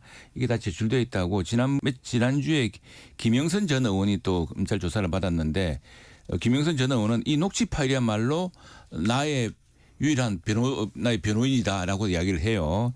또 명태균 씨도 지금 뭐 여러 가지 녹취 파일을 갖고 있을 것이기 때문에 또 녹취 파일 이게 이제는 우리 드루킹 사건에서 봤지만 당사자가 안 가지고 있어도 그 대화 당사자 지금 같으면 강혜경 씨가 다 갖고 있기 때문에 지금 이제 증거 자료가 딱 이렇게 다 제출되어 있어서 이 수사는 뭐 피할 수도 없고 그 전모가 다 드러날 거라고 생각합니다. 그리고 지금 아마 대통령실도 그렇고 이 문제가 빨리빨리 수사가 되어서 그 전모가 드러나는 것이 이 수렁에서 벗어나는 길이라고 생각합니다. 네, 그래서 뭐 검찰 수사를 피하거나 막을 필요가 전혀 없는 사안이죠. 강혜경 씨 녹취는 명태균 씨와 강혜경 씨라든지 김영선 의원과의 녹취는 있겠지만 명태균 씨의 녹취 파일을 명태균이 직접 통화한 거에 대한 거는 없는 거죠. 지금 그게 근데 핵심인 것이 대통령이나 김건희 여사하고는 명태균 씨하고만 통화한 거 아니에요. 그러니까 그게 굉장히 필요한 상황이죠. 직접적인. 그러니까 통화가. 그건 수사를 초동 수사를 제대로 못했다고 보십니까? 아니면 일부러 검찰이 해태했다고 보십니까? 두 개가 지금은 결부 다 있는 거죠. 둘 다가 네, 있는 것 같다. 둘 다가 있는 예, 상황이죠. 알겠습니다. 그러면 어쨌든 뒤늦게나마 지금 수사팀 보강하고 있으니까 지금 말씀하신 대로 핵심 증거에 해당되는 것들까지 예, 우선 수사 빨리 확보하는 걸 좀 진행되겠습니다. 해야 되겠죠. 예. 근데 확보가 가능할지는 가능할지 어떨지는 그렇죠. 저도 잘 지금 모르겠어요. 이게 지금 예. 압수수색 몇 번이나 했는데도 이미 명태균 씨가 그 핸드폰 자체는 폐기를 했던지 뭐 이렇게 될 수도 있는 세가 어디 숨겨놨는지도 지금 모르는 상황 아닙니까? 그런데 지금 보니까 이 사안 자체는 명태균 씨의 직접 지금 대화 내용 자체보다도 그러면서 명태균 씨가 막 강혜경 씨 자랑한 것들이 많습니다. 이 내용도 그렇고 뭐 오늘 어제 보고 나오는데 함성덕 교수 이야기도 이제 그런 건데 그런 것들이 오히려 자꾸 지금 아마 본인 대화는 보면은 실제로는 내가 볼 때는 본인 대화는 그렇게 크게 상상력 부풀릴 만한 내용은 아닐 거라고 봅니다. 그런데 네. 거꾸로 지금 이제 이른바 내가 이렇게 했다. 뭐 카드라 이렇게 된 지금 녹음 파일들은 많기 때문에 그 파일만 충분히 뒤져도 뭐 예, 이쯤 수사가, 이 문제도 이 정도 하고요. 저 재판 관련해서 한 가지 사안만 좀 더 짚고 넘어가겠습니다. 11월 15일 이재명 대표의 공직선거법 위반 1심 선고가 있는데 국민의힘에서는 재판 공개를 그 재판부에 탄원서까지 제출하면서 지금 주장하고 있고 어제입니까 더불어민주당 쪽에서는 사법정의특별위원회를 발족시켰습니다. 전현희 최고위원이 위원장을 하면서 이 재판 공개에 대해서 절대 안 된다고 하면서 망신주기다 이렇게 주장을 했습니다. 이 문제 그 두 분의 입장이 어떠신지요? 예, 최영도 의원님.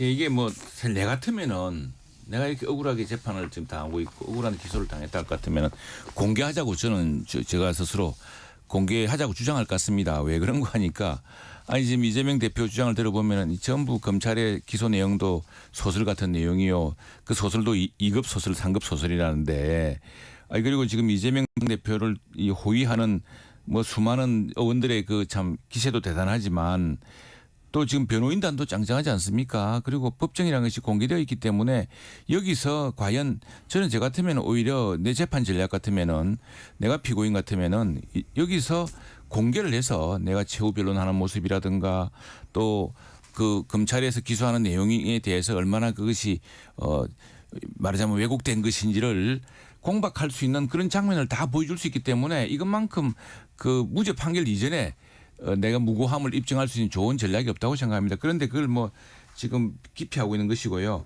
그리고 이거는 우리 당에서만 하는 것이 아니라 전병헌은 새미래 민주당에서도 재판 생중계를 요청하고 있습니다. 뭐냐니까 그렇게 억울하고 법리적으로 무죄가 확실하다면 판결 내용 전체를 국민이 낱낱이 알 수 있도록 하는 것이 당연하다고 이야기하고 있습니다. 뭐 대부분 사람이 그렇게 이야기할 겁니다. 지금 이재명 대표는 이렇게 주장하고 또 검찰은 저렇게 주장하니 근데 단 하나 제가 분명한 것은 이 사건 기소 내용이나 이 사건의 지금 재판이 진행되는 과정이 우리 정부라든가 윤석열 대통령 취임에 이루어진 게 하나도 없습니다. 오히려 이 정부 들어와서 재판이 늦춰지고 있고 수사가 늦춰지고 있는 것이 더 문제지.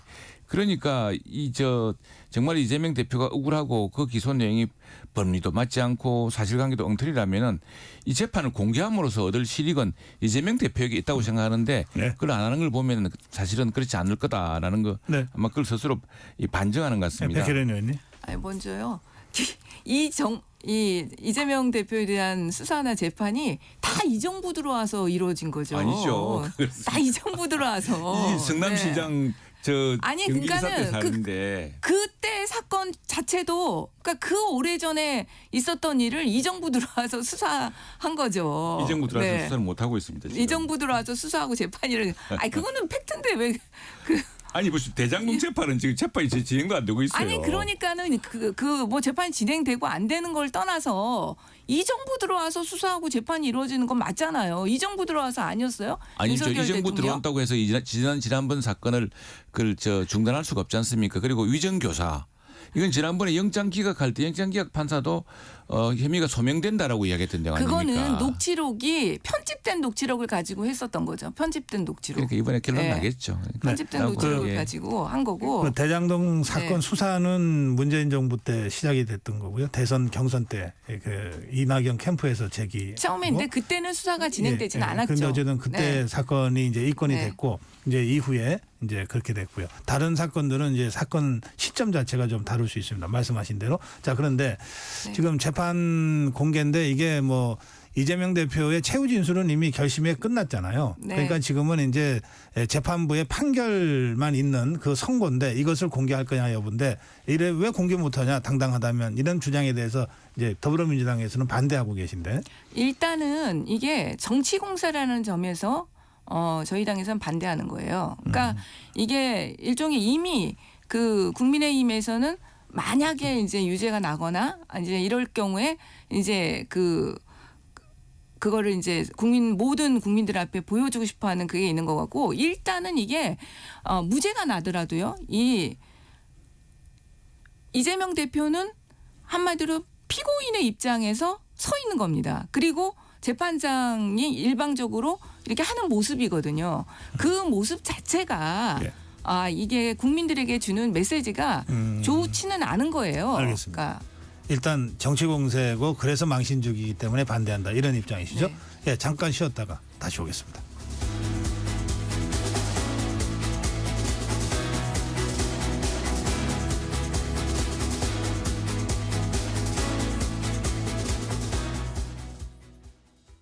잠시 후 8시 반부터 일부 지역국에서는 해당 지역 방송을 보내드립니다. 워렌 버핏은 가치 투자, 필립 피셔는 성장주 투자, 피터 린치는 장기 투자. 방법은 달라도 목표는 하나. 성기영의 경제쇼가 성공의 길로 안내합니다. 깊이 있게, 명쾌하게, 지금 이 시대 경제에 관한 모든 것을 알려드립니다. 평일 오후 4시 5분 성기영의 경제쇼와 함께하십시오.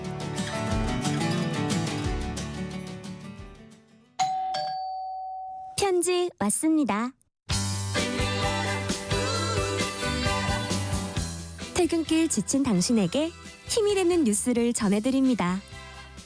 매일 저녁 5시 5분 당신과 함께 읽는 세상 이야기 KBS 1라디오 뉴스레터 K 지금 시각은 8시 30분입니다.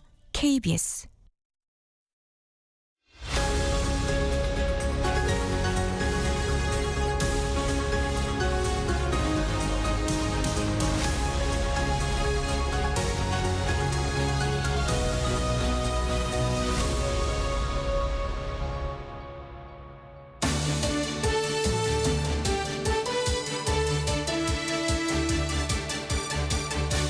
KBS 라디오 전격 시사입니다. 매주 수요일 강토론, 국민의힘의 최형두 의원, 더불어민주당의 백혜련 의원과 함께하고 있습니다. 자, 백혜련 의원님, 네. 지난 토요일 날 그 대규모 장애 집회가 민주당 주최로 있었습니다. 사실 그 170석의 압도적 다수 의석을 갖고 있는 야당이 장애 집회를 하는 것은 굉장히 이례적인 일이었습니다. 그런데 더불어민주당에서는 뭐 30만이 모였다, 뭐 그다가 또 한 10만 모였다 이런 얘기도 나오고요. 근데 경찰 비공식 축에는 17,000명으로 보도가 된 바도 있습니다만 현장에 계셨을 거고요. 분위기 좀 전해주시겠어요, 먼저? 굉장히 열띤 분위기였고요. 네. 아 진짜 17,000명이라니까 그거는 말도 안 될 것 같아요. 제 예. 분위기는 진짜 그 행사 장소에서부터 거의 뭐 서울시청역까지 완전히 꽉 찼거든요. 제가 볼 때는. 근데 서울역 쪽에서 집회가 있었던 거죠. 그러니까 행사 장소는 서울역 쪽이고 거기서 시청 광장까지라면 상당한 거리인데 그 거리가 다 꽉 찼다고 지금 이제 그 자리 참석하신 백혜련 의원은 이제 말씀하고 계시네요. 예, 계속하시죠. 네, 네, 괜찮습니다. 네, 예. 죄송합니다. 그렇기 때문에 제가 볼 때는 네. 17,000명이라는 게 네. 말도 안 된다고 생각하고요. 조금 목 가다듬으신 동안에 우리 최영도 의원 받아주시죠. 그 문재인 정부 시절에 그때 뭐 코로나 때문에 집회 못 하다가 이제 저희도 집회 많이 나가봤습니다. 그때 과문 꽉 채우기도 하고 그랬는데 예.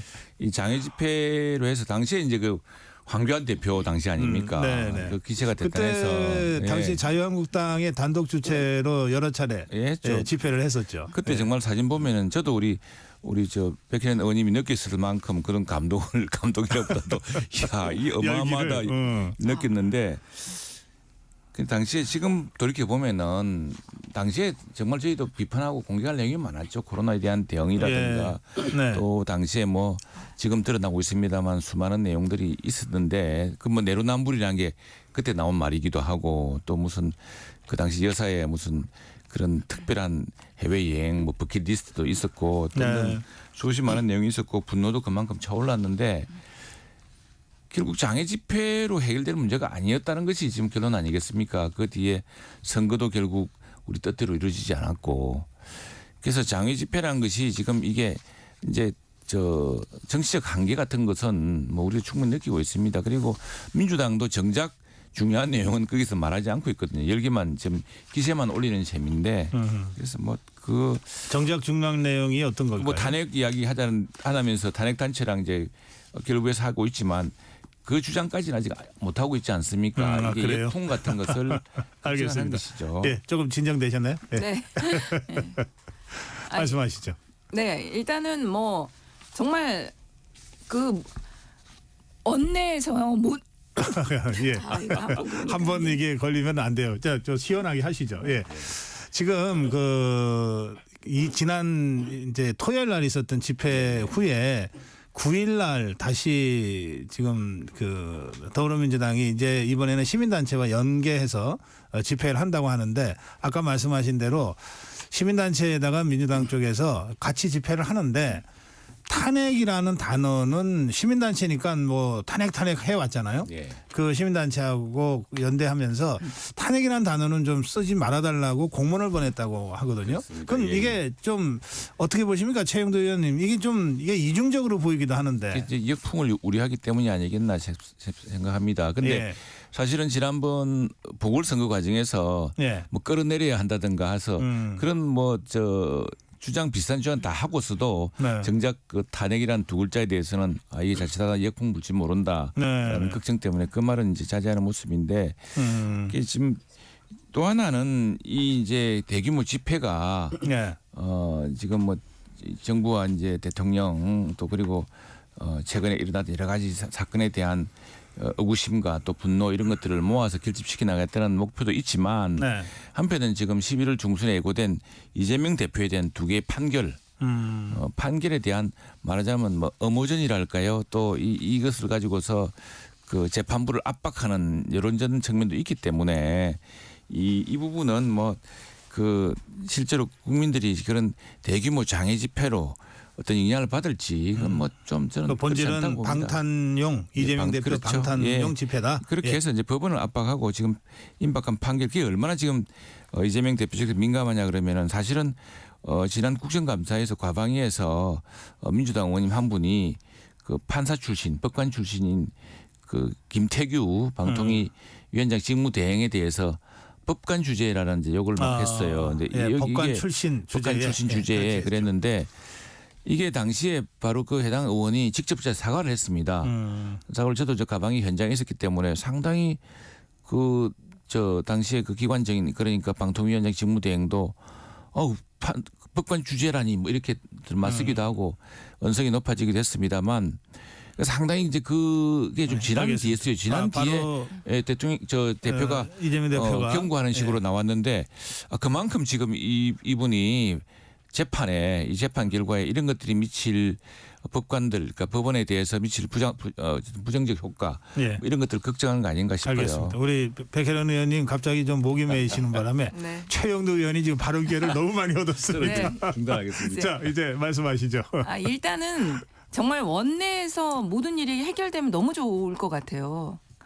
그럼에도 불구하고 여전히 그 대통령의 거부권이라는 큰 무게에 지금 모든 것이 발목 잡혀 있는 상황입니다. 그러니까 법안을 정말 국민들에게 필요한 법안을 통과시켜도 대통령이 거부권을 행사하고 그리고 정말 이렇게 그 김건희 여사에 대한 이런 많은 의혹 또 대통령의 최혜병 사건 이런 의혹들에 대해서 수사하려고도 거부권이라는 무기로 계속 모든 것을 발목을 잡기 때문에 우리 당의 입장에서는 장애로 나갈 수밖에 없었던 그런 한계들이 있다고 생각합니다. 그리고 지금 국민들의 분노가 임계치에 이르렀어요. 진짜로.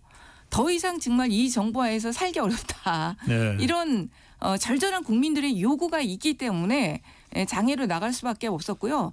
정말 이번에는 거대 야당이 장애로 나갔다 그러면 사실 비판이 있는 목소리도 있었거든요. 근데 네. 제가 볼 때는 이번에 비판 하나도 없습니다.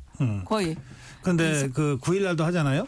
네. 근데 왜 같이 하는 시민단체 탄핵을 외쳐왔던 시민단체들로 제가 알고 있는데 그런데 왜 탄핵이라는 단어는 쓰지 말자고 공문까지 보내는 건가요? 아니 여태까지 우리 당에서 장애 집회 이번에 한 것도 김건희 특검 간처를 위한 장애 집회였고요. 네. 아직까지는 당에서 공식적으로 탄핵에 대한 논의를 하지 않고 있습니다. 그러니까 그걸 명확하게 한 것이죠. 시민단체. 그런데 이미 시민단체들은 이 임계점에 이르러서 예전부터 탄핵들을 얘기했던 단체고요. 그러니까 우리 당에서도 그거는 입장 정리는 명확하게 할 필요가 있다고 본 겁니다. 그러니까 우리가 지금 탄핵을 외치면서 장애 집회를 하는 것은 아니라는 것은 명확하게 할 알겠습니다. 필요가 있는 거죠. 최영도 의원이 그러면서 결국은 이게 이재명 대표 방탄을 위한 것 아니냐라고 하는 주장을 하셨는데요.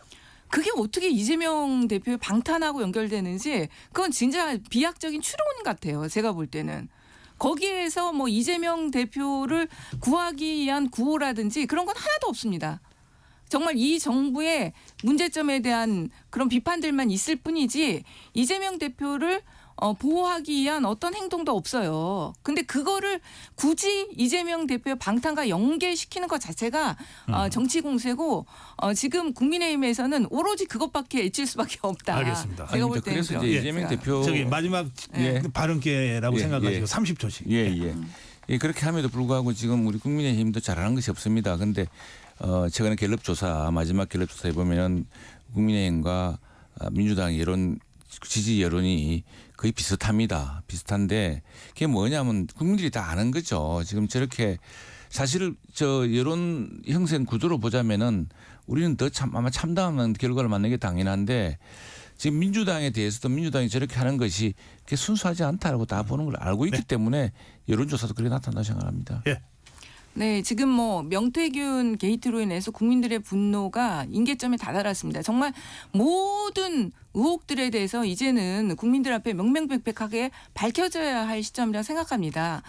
대통령의 메시지가 이제 어떻게 나올지 저도 궁금하긴 한데 별 기대는 없지만 지금이라도 정말 대통령께서 국민들의 생각이 어떤 것인지 좀 아시고 그거에 응답해야 된다고 봅니다. 예. 네. 오늘 여기까지 하겠습니다. 이 두 분 오늘 토론을 하시면서 또 고생을 많이 하셨네요. 그래도 끝까지. 참 이럴 시간이 아닌데 참 나라 안팎 어려운데 참 걱정입니다. 예. 자, 강대강 토론이었습니다. 국민의힘 최영도 의원, 더불어민주당 백혜련 의원과 함께 했습니다. 고맙습니다. 네, 감사합니다. 감사합니다. 이 시각 출근길 교통정보입니다. 정체가 꾸준한 상황입니다. 여기에 사고 여파가 더해진 곳들도 있습니다. 남해고속도로 순천 쪽으로는 북창원 부근입니다. 버스 관련 사고를 처리하고 있습니다. 2km 구간 지나기 답답해졌습니다. 다음은 수도권 구간이고요. 수도권 제일순환고속도로 구리에서 판교 쪽인데요. 하남 분기점 진출로에서 사고가 났습니다. 1km가량 여파를 받고 있습니다. 그리고 삼봉국도 이천에서 성남 쪽인데 백마터널 안에서 화물차 화재 사고 있었습니다. 현재는 견인 작업을 하고 있는데요. 초월 나들목부터 정체가 극심하니까요. 감안해서 운행하시면 좋겠습니다.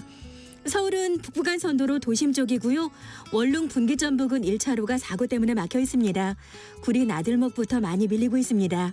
KBS 교통정보센터에서 이현입니다.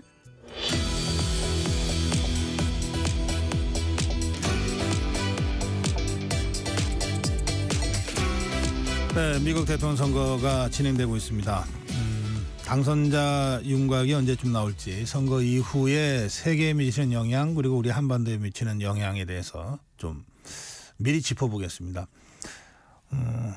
서울시립대 송의달 초빙 교수입니다. 예, 교수님 어서 오십시오. 예, 반갑습니다. 네, 지금도 진행 중인가요? 예, 그렇습니다. 우리 시간으로 어제 오후 2시부터 투표를 시작을 해가지고 네. 오늘 오후 3시에 한국 시간으로 애리조나주를 마지막으로 이제 일단 투표는 종료될 것 같습니다. 네, 나라가 크니까 이 시차가 쫙 이렇게 있어서 그렇습니다. 뭐 동부부터 서부까지. 그러면 지금 동부에서 먼저 시작하잖아요. 그렇습니다. 그럼 동부는 지금 개표 중입니까? 아직 개표는 못 하고 있죠. 예, 지금 시간대별로 뭐 우리 한국 시간으로 오전 8시, 9시, 10시 또 뭐 이 7개 경합주 같은 경우에는 낮 12시에 이제 개표가 종료됩니다. 뭐 그러다 보니까 개표가 아니라 투표가 종료됩니다. 예. 그러다 보니까 투표가 종료된 다음에 이제 시작을 할 것 같습니다. 예. 그래요. 워낙 좀 혼전이라고 해서 다들 언론도 이렇게 단정적으로 보도하는 언론은 거의 없더군요. 그렇습니다. 교수님 어떻게 보시는지요? 저 역시도 좀 그렇게 보고 있습니다. 추세적으로는 이제 8월, 9월 이때는 해리스가 상당한 우위를 보였었고요, 그죠?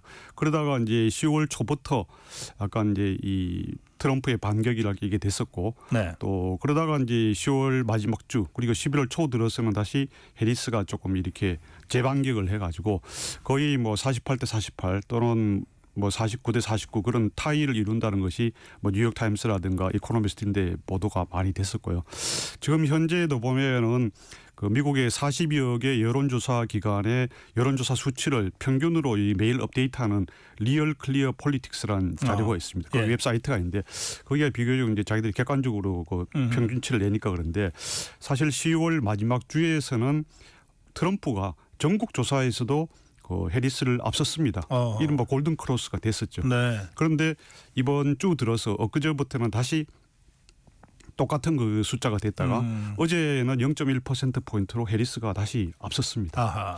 그런데 이제 또 주목되는 것은 사실 전국 조사는 큰 의미가 없지 않습니까? 네. 과거 2016년에서도 힐러리 클린턴이 전국 득표에서는 더 앞섰습니다. 그러나 이제 7개 경합주에서 미국은 독특하게 이제 선거인단 제도를 하니까 그죠. 거기에서 지는 바람에 사실은 이제 대통령이 못 됐는데 그 7개 경합주 즉 위에 북부 지역의 쇠락한 공업지대인 3개 러스트 벨트 그리고 밑에 북위 37도 이남에 햇볕이 일조량이 많은 선벨트 4곳 거기는 이제 현재까지도 10월 중순부터 해서 트럼프가 계속 앞서고 있습니다. 현재 이제 종합 평균 리얼 클리어 폴리틱스 수치 평균 집계에 의하면 0.7%포인트 트럼프가 앞서고 있습니다. 7개 경합주에서. 그렇게 따지면 미국의 선거인단 선거제도를 염두에 두고 보면은 트럼프가 이길 확률이 조금이라도 더 높게 나올 수밖에 없겠네요. 그 수치만으로 보면 그런데요. 그게 이제 그 수치를 여론조사 수치를 평균 합산한 거니까 과연 얼마나 믿을 수 있는가. 또 실제로 그 투표장에 그 트럼프 지지자들 또는 해리스 지지자들이 얼마나 이제 투표장과 또 사전 투표를 얼마나 하느냐. 예. 그죠? 이 이른바 영어로 턴아웃, 그 투표 참가율 그것이 또 결정적이고. 알겠습니다. 네, 그러다 보니까 뭐 이른바 샤이 트럼프니 뭐 샤이 해리스니 과연 어느 쪽이 더 많이 나올 것이냐. 뭐 거기에 대해 가지고 갑론을박이 되고 있습니다. 예. 네. 그 이번 미국 대선의 주요 이슈는 어떤 것들이었습니까? 가장 근본적인 이슈는 물론 경제입니다. 사실 네. 먹고 사는 문제. 과거에 이제 그 클린턴 대통령 아칸소 주지사 시절에 네. 그 무명의 사실은 40대 중반의 젊은 주지사가 그 조지 부시 그 지금 조지 W 부시 아버지를 깼지 않습니까? 네. 그 현역 대통령을 그때도 이코노미 스투피드 그죠? 뭐 이 멍청아 뭐 이 중요한 건 경제야 그런 논리로 이제 됐는데 사실 이번에도 보면은 바이든 정부가 외형상의 미국 경제 지표는 좋습니다. 그 뭐 예를 들어서 GDP 성장률이나 이런 건 좋은데 네. 이 인플레이션이랄까 생활 물가가 워낙 많이 오르다 보니까 바이든 3년 반 동안의 물가 상승률이 5%가 넘습니다. 그런데 네. 트럼프 4년 동안에는 2%가 안 됩니다. 아하. 그러니까 이게 사람들이 야 이거 뭐 다른 거 아무리 뭐 이 예를 들어서 낙태권 문제라든가 또 불법 입국자 문제 이런 것이 큰 이슈가 되고 있습니다만 그 두 가지가 나머지 중요한 이슈인데요. 네. 그것보다도 야 먹고 사는 게 너무 힘들다. 뭐 미국 경제가 아무리 좋아서 뭐 하느냐. 팁도 많이 내야 되고. 그죠? 팁 비율도 많이 높아졌지 않습니까? 네. 뭐 이러다 보니까 사실은 야 이거 바이든이 또 대통령이 했다가는 우리 진짜 너무 힘들다. 지겹다. 그래서 미국이 전체가 잘못되고 있다. 잘못된 방향으로 가고 네. 있다. 네. in the wrong direction. 이렇게 여론조사를 보면 거의 70%가 그렇게 3년 연속으로 그 조사를 대답을 하고 있습니다. 역대 미국 대통령 선거는 늘 지금 말씀하신 대로 경제 문제, 우리식으로 따지면 민생 문제. 그렇습니다. 이것이 핵심 이슈였고 거기서 당락이 갈린다고 봤는데 예. 그런데 최근 들어서 낙태권 문제라든지 또는 불법이 그렇습니다. 입국자, 그러니까 이민 문제죠. 그렇습니다. 이런 문제가 생각보다도 그게 이제 감성적인 크죠. 예. 이런 이 폭발력을 갖고 있는 것 같더라고요. 당연합니다. 예. 네. 그래서 이제 그 말씀도 드리고 싶은데요. 이 낙태권 문제는 여자들의 이제 자율적인 그 자기 인생에 대한 결정권이지 않습니까? 영어로 reproductive right. 네. 그거에 그걸 이제 훼손하는 문제다. 그래서 이게 2022년에 이제 연방 대법원에서 로데 웨이드란 판결이 의해 가지고 원래 낙태를 할 수 있는 권리를 연방 정부 차원에서 보장을 했었어요. 아하. 그런데 트럼프가 주로 3명을 임명하는 바람에 연방 대법원이 6대 3으로 보수 우위 체제로 바뀌어 버렸어요. 네. 그분들이 야 이렇게 하면 안 된다. 생명이 더 중요하다. 태아에. 그래서 이 낙태권을 폐지해 버렸습니다. 네. 그러다 보니까 이제 2024년 올해 대선에서 이 낙태권의 문제, 여자들의 자기 결정권 그 문제가 이제 이 자유의 문제와 연결되어서 이제 크게 부각되고 있고요. 아무래도 그 이슈는 해리스한테 좀 유리한 유리하죠. 이슈겠죠. 그렇죠. 네. 해리스 유리하고 이 또 불법 입국자 문제 이것은 이제 바이든 정부 들어서 크게 늘었습니다. 최근 한 4년 가까이에 거의 1,100만 명 이상이 늘었습니다. 이것은 미국의 10번째로 큰 주인 미시간주 인구보다 더 많은 겁니다. 그런데 이 1,100만 명이 들어올 경우 어떤 효과가 생기겠습니까? 일단 일자리가 많이 조금 영향을 받습니다. 특히 이제 저임금을 받는 라티노들, 히스패닉이라든가 흑인들이나 이런 사람들이 꼭 이 사람들을 반길 만한 이유는 없는 겁니다. 자기네 일자리를 뺏어가는 사람들. 그렇죠. 경쟁인들이니까 임금이 낮아지는 거죠. 네. 고용주들은 물론 좋습니다. 싼 값에 고용을 할 수 있으니까. 그리고 두 번째는 트럼프 진영에서 얘기하는 그 범죄, 네. 치안 이런 게 아무래도 생기죠. 그죠? 그분들이 이제 이 일할 수 있는 능력이라든가 그런 게 상대적으로 떨어지니까.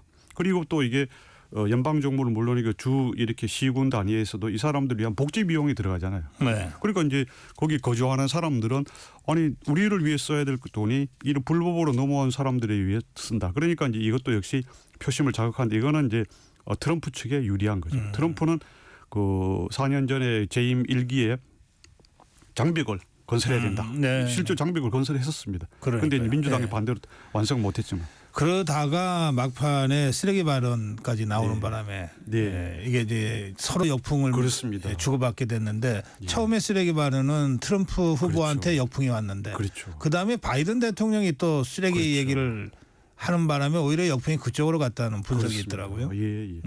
맞습니다. 그래 처음에는 이제 트럼프 지지하는 코미디언이 그죠? 이 푸에르토리코는 떠도는 쓰레기섬이다. 플로팅 아일랜드 오브 가비지 이렇게 했다가 상당히 이제 그 푸에르토리코 미국인들에 대한 반발 이게 이제 반감을 살 거다. 특히 이 최대 경합주인 펜실베니아에 47만 명 정도가 푸에르토리코계 미국인이 삽니다. 야, 이거 큰일 났다 이렇게 했는데 아니나 다를까 또 바이든이 진짜 이 쓰레기들은 트럼프 지지자들이다. 트럼프를 지지하는 사람들. 미국 국민을 그냥. 예. 그리고 사실 현역 대통령으로서 그렇게 하는 거는 좀 너무 경솔한 발언이죠. 예. 그러다 보니까 또 백악관 안에서 네. 그 속기사들하고 또 이 공보팀하고 또 마찰도 있었다는 거 아닙니까? 예. 정직하게 그걸 스크립트대로 해야지 왜 이렇게 조작을 하려고 하냐. 뭐 그래서. 참 하여튼 그래서 이래저래 지금 이제 혼전 박빙으로 왔는데. 예. 이게 가부 이 해리스 트럼프 해리스가 동수가 나올 수도 있습니까? 선거인단이? 그렇습니다. 지금 이제 538명의 선거인단 가운데에서 이 대선 승리를 하려면은 즉 과반 즉 269명보다 한 명이라도 더 많은 270이 돼야 됩니다. 네. 그런데 269대 269가 될 수 있습니다. 왜냐하면 해리스가 이 자기 어떤 원래 기본적인 지지 기반 민주당에서 다 이긴 다음에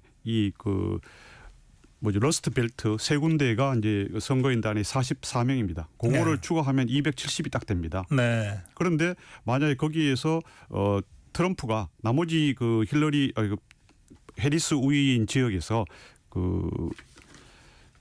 몇 군데 두 군데 정도가 네브래스카주와 메인주에 있어서는 거기 선거인단을 독식하는 것이 아니고 선거 득표 수에 따라 가지고 한 석을 가져올 수 있습니다. 선거인단. 그래요? 또 그런 수가 있군요. 그렇습니다. 예. 거기에서 두 군데 중에 한 군데라도 트럼프가 그걸 가져오게 되면 해리스가 그러면 동수가 270에서 269가 되겠는데 현실적으로 그럴 가능성이 있다고 합니다. 그럼 그럴 경우는 어떻게 됩니까? 이제 무승부니까 선거 다시 합니까? 그건 아니고요. 예. 그래서 이때는 이제 지금 현재 미국은 2년마다 연방 하원 의원 선거 435명을 다 뽑습니다. 그죠? 예. 그래서 연방 하원들이 미국의 민심을 가장 대변한다 그렇게 해가지고 내년 1월 3일 날 새로운 의회가 이제 2년마다 개원을 하는데 개원하고 1월 6일 날 연방 상하원 합동 회의를 합니다. 그때 이제 연방 하원들이 모여가지고 435명 중에서 자기들 자기 정당이 공화당이면 공화당, 민주당 후보를 찍겠죠. 그죠? 예. 그래서 그 사람들이 이제 결정을 하게 됩니다. 그렇군요. 그럼 만약에 동수가 나올 경우에는 하원에서 다수당이 이기는 거네요? 그렇습니다. 그럼 지금 하원 선거도 같이 진행되고 있습니까? 그렇습니다. 그럼 어느 쪽이 더 유리합니까? 지금 현재는 공화당이 하원을 다수당으로서 하고 있습니다. 그런데 지금 상원 의원 선거에서는 공화당이 거의 다수당이 될 가능성이 90%가 넘는데요. 네. 지금 하원에서는 공화당이 다수될 확률이 한 52% 정도로 보고 있습니다. 그것도 혼전이군요. 예, 그거는 좀 더 두고 봐야 될 것 같습니다. 박빙의 상황입니다. 자, 전 세계가 미국 대통령 선거를 지켜보는 것은 그만큼 미국이 갖고 있는 영향력이 크고 특히 대통령은 대외 외교 안보, 전쟁 이런 것들을 이제 거의 독점적으로 권한을 행사해서 그런데 당장 트럼프가 되면 그 다음날 우크라이나 전쟁 끝내겠다고 했는데 현실적으로는 가능성이 없는 발언 같이 보입니다만 세계가 어떤 영향을 받을까요? 일단 이제 해리스가 된다면은 상대적으로 해리스가 물론 이번 대선 토론회에서도 봤지만은 바이든과의 큰 차별화는 하지 않고 있기도 하고 또 못 하고 있습니다. 그래서 바이든 투 비슷하게 대외 정책에서도 그렇게 될 가능성이 매우 높아 보입니다. 큰 변화가 없을 거다. 그렇습니다. 네, 트럼프가 되면 트럼프가 된다면은 이제 수차례 공언했듯이 특히 우크라이나 전쟁을 최대한 빨리 전쟁을 종식시키려고 노력을 할 겁니다. 자기가 몇 번이나 취임 첫날 하겠다고 했기 때문에. 그런데 중요한 것은 당장 그날 종전이 되지 않더라 하더라도 최고 지도자가 그런 마음을 먹고 산다는 것은 상당히 이제 그런 방향이 정해졌기 때문에 속도를 내서 종전으로 향해 가지 않을까 생각됩니다. 중동전은 어떻게 될 것 같습니까? 중동전도 지금 상대적으로 네타냐후 이스라엘 총리가 트럼프와는 좀 더 각별한 관계입니다. 두 사람 다 약간 이제 권위주의적인 면이랄까, 약간 독재자적인 면도 있지 않습니까? 예, 그래서 서로 잘 통합니다. 그러고 보면은 트럼프는 푸틴하고도 잘 통한다 그러고 심지어 김정은이하고도 잘 통한다 그러니까. 그렇죠. 그게 좋은지 나쁜지는 꼭 모르겠습니다만 어쨌든 지도자로서 그런 약간의 뭐죠 상당히 큰 사람들 그죠 이 그 터프한 사람들을 알겠습니다. 상대할 수 있다는 건 큰 능력인 것 같습니다. 예, 조금 전에 우리 송혜달 교수 독재자적인 측면이라고 말씀하셨는데 좀 네. 독단적인 그렇죠. 그렇게 표현을 좀 바꾸겠습니다. 좀 독단적이고 좀 권위적이고 그런 점들이 있어서 자 우리나라에 어떤 영향을 미칠까 많은 분들이 사실 그 점 때문에 우리도 대선을 지금 지켜보고 있는데요. 어떻게 보십니까? 물론 이제 뭐 해리스가 될 경우에는 큰 그게 변화가 없을 것 같습니다. 뭐 한국이 이미 동맹에서 큰 기여를 하고 있다라고 최근에 우리나라 연합뉴스에 그런 자기 어떤 기고문까지 보내왔지 않습니까? 네. 그래서 그 해리스가 되면은 상당히 뭐 우리는 큰 그게 없을 것 같고요. 근데 이제 트럼프가 된다면은 그 큰 약간의 충격이랄까 이게 있을 거로 예상됩니다. 김정은과 뭐 햄버거 미팅을 할까요? 트럼프가? 그것도 일단 뭐 트럼프로서는 와이낫이라는 입장일 겁니다. 자기는 시도하려고 할 텐데 과연 이제 김정은이 그것을 쉽게 응할지는 의문입니다. 왜냐하면 자기도 ICBM도 하고 핵무기도 지금 현재 탄두가 50개 이상이라고 알려져 있는데 그것도 개발한 상태에서 굳이 아쉽게 자기가 매달리진 않는다. 그러나 그 예를 들어서 트럼프가 경제 제재 해제라든가 여러 가지 어떤 경제적인 당근 인센티브를 주겠다 하면은 뭐 못만할 거 없지. 그러나 나는 이 핵무기라든가 ICBM 여기에 대해서는 양보할 생각이 전혀 없어. 지금도 계속 얘기하지 않습니까? 김여정이라든가 최선희 이런 사람들이. 그렇기 때문에 가능성은 열려 있다. 그러나 그것이 그냥 생각처럼 쉽게 되기는 힘들다. 저는 그렇게 봅니다. 아무리 트럼프라도 미국의 그 국가 체계 전반을 순식간에 바꾸거나 이렇게 하기는 어렵겠죠. 그렇다 하더라도 이제 트럼프 일기에서는 사실은 그 제임스 매티스 국방장관이라든가 또 존 켈리 백악관 비서실장 이런 사람들이 과거에 아주 경험이 많은 노련한 사람이었습니다. 그런데 이제 2기에서는 그런 사람을 아마 배제할 겁니다. 예, 오늘 여기까지 듣겠습니다. 서울시립대 송혜달 초빙 교수였습니다. 고맙습니다. 네, 감사합니다. 네, 11월 6일 수요일 전격 시사 오늘은 여기서 인사드리겠습니다. 고성국이었습니다.